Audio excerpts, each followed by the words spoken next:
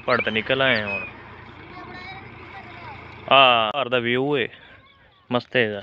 ये जनाब असी जा रहे हैं तो पहला नंबर तो तमाम व्यूअर को गुजारिश है साड़ी एक ही होंगी, साढ़े चैनल सबसक्राइब नहीं किया तो चैनल सबसक्राइब कर लो। आप सन व्लॉग नू जी लाइक करो, वीडियो ज़्यादा से ज़्यादा शेयर करो। तो जनाब ये वेखो जी बाहर का माहौल, ज़रा इस साइड जा रहे हैं। ये जनाब साडा जनाजे का है, ये होनी तमीर मिट्टी शिट्टी बरा शरा होया पी है मैं चक्कर मारन वाइंदा पिया गाह वाली साइड वाला कोई पौधे लाया नवे तो उन्होंने वेखते हैं भाई पफोड़ा निकला खड़ा है या कोई ना।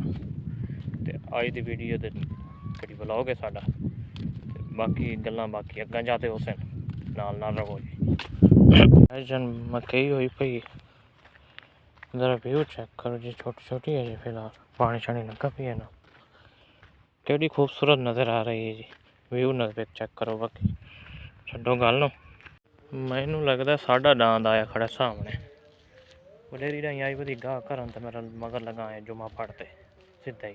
अज ब्लॉग ज़रा लेट ही स्टार्ट किया है तो चलते हैं तो फिर देखते हैं वडेरी आई बदी। एक व्यू चेक करो बस, तैयार ही मैं महीना खान दे रहे सिर्फ गंदम ना तो खड़ा है जनाब सामने। ये आज थोड़ा कि ब्लॉग ही लेट स्टार्ट किया है, दुकान तो बैठे रहे, दुकान तो डेली बना भी ब्लॉग तो बस तुम आखो डेली ब्लॉग दुकान तो बैठ बनाई रखते हैं।